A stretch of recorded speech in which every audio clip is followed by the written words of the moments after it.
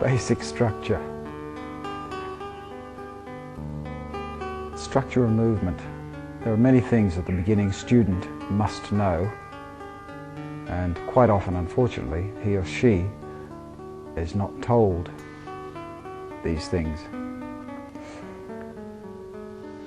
Almost always what the student gets are a bunch of classic sayings with no explanation to those sayings. Because they've come from the Chinese translations, they really mean little or nothing to Westerners. So you really have to have them explained physically about what your body should be doing when you're practicing your Tai Chi in order to get the most out of it, in order to get all of those great and wonderful things that we are told that we should be getting from our Tai Chi. The first area, this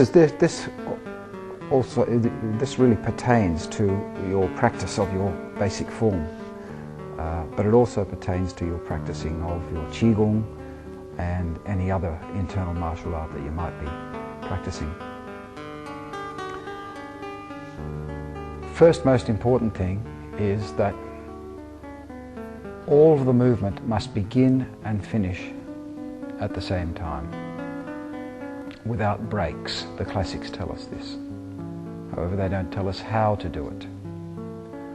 For instance, if you're doing a movement with your hands and a weight change, which there should be, that's another classic saying, that there's got to be weight change with everything you do, and if there isn't, then it's wrong. Quite often beginners have to be taught incorrectly in order to later learn it correctly, because it's just too much in the beginning. There's so much to Tai Chi, and as I keep telling people, Tai Chi is difficult. It's not easy, and it never gets easy. It shouldn't be easy. Otherwise, you don't get any benefit from it. It is difficult. So, changing the weight, for instance, you might be doing a movement like single whip, and your weight changes from your right leg, rightly so, to your left leg. But I'll do it incorrectly first, which is the way most people do it, or they don't even do it that okay.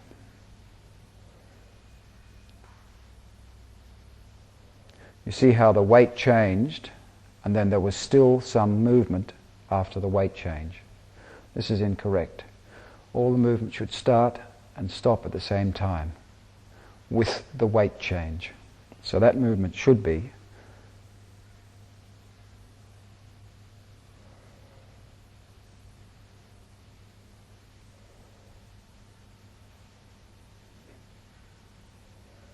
see how there was no more hand movement, no more body movement after the weight had fully gotten into the single whip stance, which is not a bow stance, by the way. It's the width of the foot less and slight, so therefore it can be slightly longer. That's another part of your structure and movement.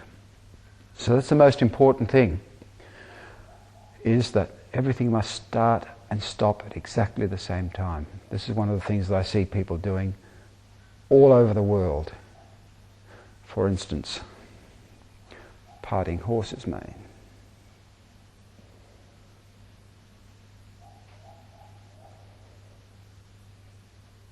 They'll keep going. That movement should have been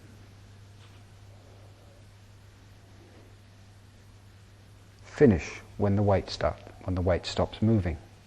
And this happens all the way through the form. People often ask me about the movements like fishes in 8. This movement here in your basic form. Okay, here, sit back ready, the weight is on the left heel, for instance. There's body movement, but there seems to be no weight change, does there? Here, of course, there's weight change to the other foot. But the first movement, there seems to be only waist movement and no weight change. But there is weight change. Take a closer look at what the foot, for instance, the left foot is doing. I'll try and exaggerate it for you so that you can see what the left foot is doing. As I start my hands moving out to the left and twisting my waist around, the weight starts on your left heel And as it comes around, you'll notice that the weight moves to the ball slowly over the whole stroke of that movement to the ball of the left foot. Now you see, the weight is actually, although the heel doesn't look like it, the weight is actually on the ball of the left foot now. And of course the movement keeps happening, so as it keeps happening in that circular motion, the weight will now, as the hands come into your chest, the weight will now change slowly to the heel of the left foot and then begin to change over to the heel of the right foot and finish. Okay, now in long shot, another thing that people get, this is getting back to the movement starts and stops at the same time. This is one of the areas that I have great difficulty in showing people, because I've even seen great grand masters doing this with this particular movement. I mention this because I'm talking about this particular movement. They get to here, first of all they don't change their weight anyway, they're only on the heel. Then they'll change their weight, stop, and then push out to the right. Well, there's no weight change there, you see. I have finished that movement. When the weight changes, the rule is the movement has finished. So if I go like this, I can't do this next move because that particular movement has finished. I left my hands behind. So from here, you should have your weight on the ball of your foot anyway, but as it changes to your left foot, then the hands come in. Now the weight passes through double weightedness, and it keeps moving over to the right heel, da da da da da da da da, stop. That's when your hands stop moving. That's when your waist stops turning. That's when your weight stops moving over to the right heel, when it gets to here. Another huge mistake that people tend to make, and I've seen grand masters teaching Tai Chi in this manner, and I'll use brush knee twist step to demonstrate this. The classics say that there must always be yin and yang. Now they go no further than that, so you need an explanation as to what that actually means. It means that the hands too should be changing from yin to yang over the stroke of the whole movement. So to demonstrate this, I'll demonstrate stork spreads wings into, I'm using Yang Ching Fu's form here because that's the one that most people start with rather than the old Yang style, which is more difficult still. Now what most people tend to do here, sure, they get to hold the ball here, but now they'll go, I'm making two mistakes here. A, I've left my center behind, I've stepped, and my wrist is still out here. The wrists are a part of an integral part of your center. And B, this hand has changed from yin to yang, so no sense in carrying on with that move. I've done that move. That's it. I haven't even finished the move, but I've actually finished it because I've released the yang energy that's stored in that hand. Structure of movement, a yin hand, the beautiful hand, is full with yang energy. The only work it can really do is to release that yang energy. Thus, bah! A yang hand is filled up with yin energy. So that's a yang-shaped hand. The only real work that it can do is bah! To release that yin energy. And now it's changed. So the energy keeps changing all the time. So when we do brush knee twist step, if this right hand here, which is the doing hand, first, this is your saving hand here, this is the doing hand. I'll get on to how the hand should move in a minute in that particular posture. However, if the right hand then were to release that energy, the movement is finished. It should release the energy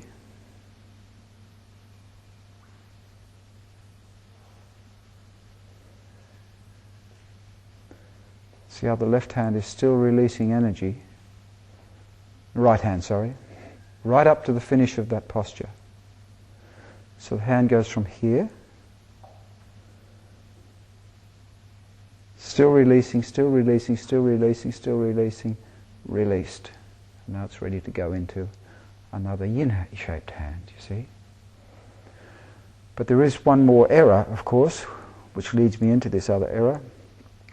When you hold the ball, so your centers must be aligned.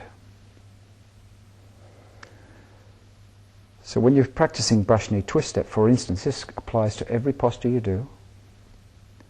If I were to go like this, broken center, straight away, I've broken my center. Nothing here. The Chinese call this your garden, and you must protect it. The only way to protect it is to have your centers aligned. When your centers are aligned, you get a constant flow of energy within your body. The movement emulates the flow of energy. And when the movement emulates the flow of energy, the energy moves. You have a higher quality of movement of energy within your body, and so on and so on. It helps each other up the ladder. So if I were to do this, like what most people teach you, you've lost your center straight away.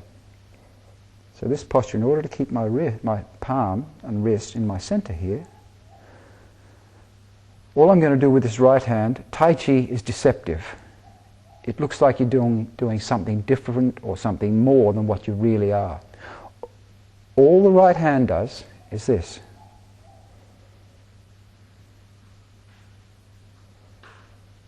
See, it hasn't left my center.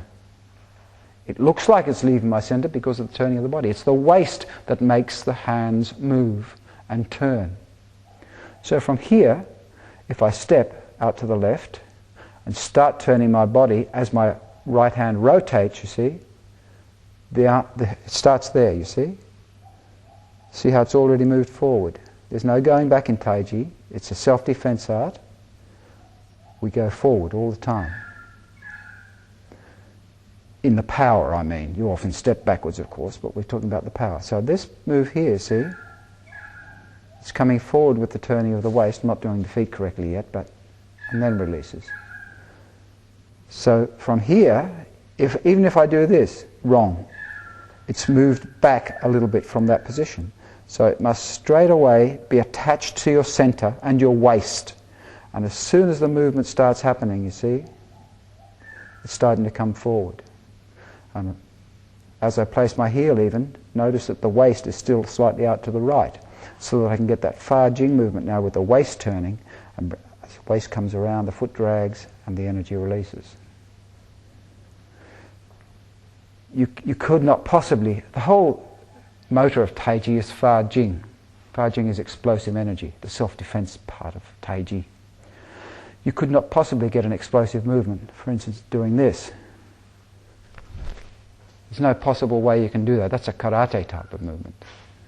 But you can get a self-defense move by doing this, by attaching your wrists to your center and then moving your waist violently, like so. Bah!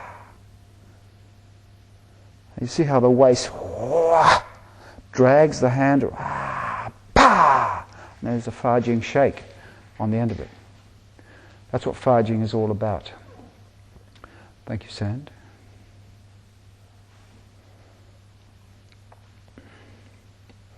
Okay, so let's get back to some very basics of structure and movement. First of all, the tongue must be resting on your hard palate, like you're saying the letter L. Just a But that's just natural anyway. The teeth are not clenched, they're just naturally a little bit apart. The lips are closed, and you're breathing in and out of your nose. That's a natural breathing. There are three main breathing methods. Natural, which is what we use for the most part in Tai Chi.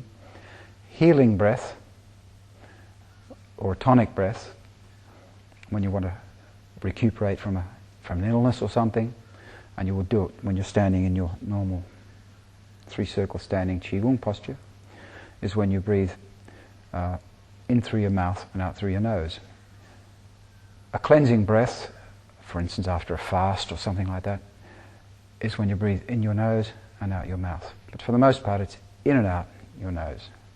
The chin is held such that it's not like this, neither is it like this. It's just, the chin is just, see the difference?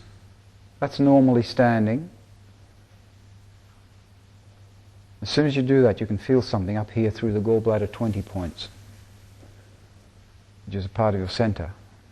That is called raising the chi up the back. So you just in very light. You don't do too much, you'll give yourself a headache.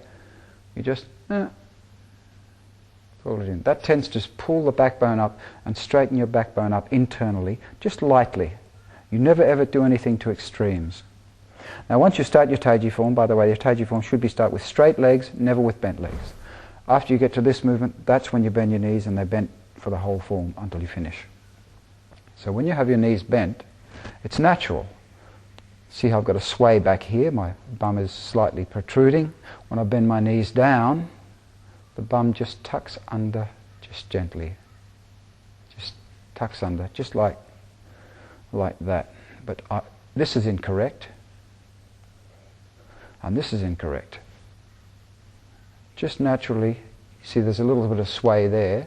As soon as I bend my knees, see the backbone just becomes a little rounded, or in other words, it goes straight. There's no sway. If you're lying on the ground, you could not put your hand through there.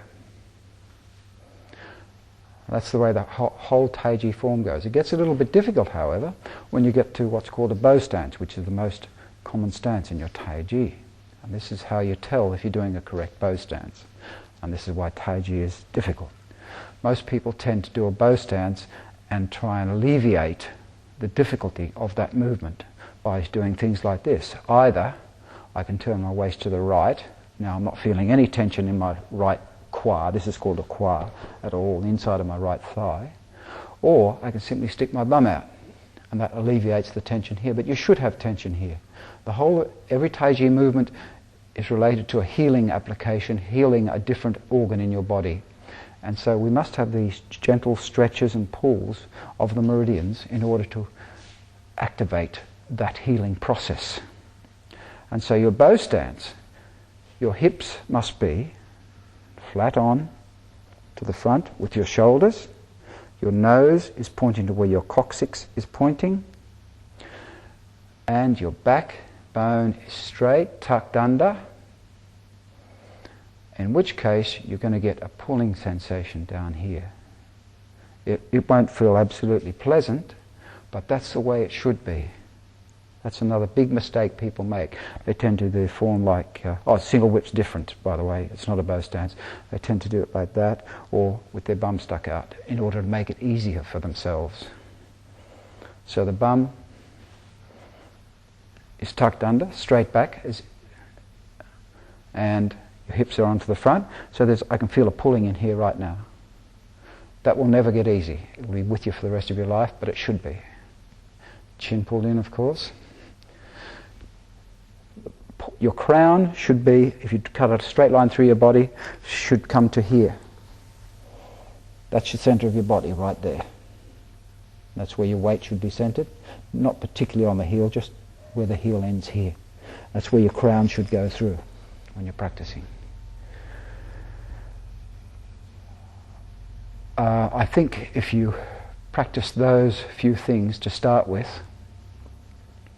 I think you'll find that your form will increase tenfold. Remember to keep your wrists. There's always a wrist somewhere in your center, except for movements like this. Well, this wrist is in your center at that point anyway. Usually there's a wrist somewhere in your center. And we'll get on to the hands changing yin and yang later, because it is quite complicated. But for the beginning, those few classics that I've just told you should be sufficient. Thank you.